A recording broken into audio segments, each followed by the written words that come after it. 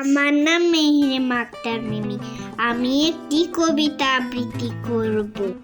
কবিতাটির নাম যদি আমি। লিখেছেন শামসুর রহমান।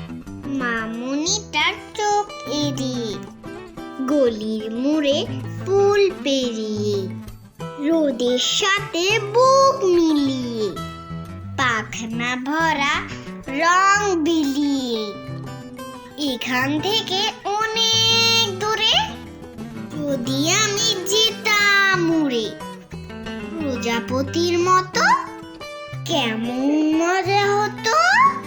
পাড়ার সবাই গোল থামালে, বাবা বয়ে চোখ নামালে, চুপটি করে ঘোড়া ধারে যেতাম যদি বন বাদারে।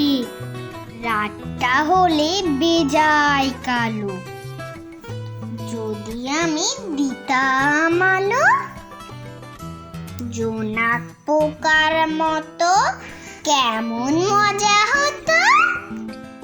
রাত দুপুরে ঘুম পালালে, তারার রানী দীপ জ্বালালে, দরজা খুলে এক নিমেষে যেতাম ছুটে এক নিমেষে।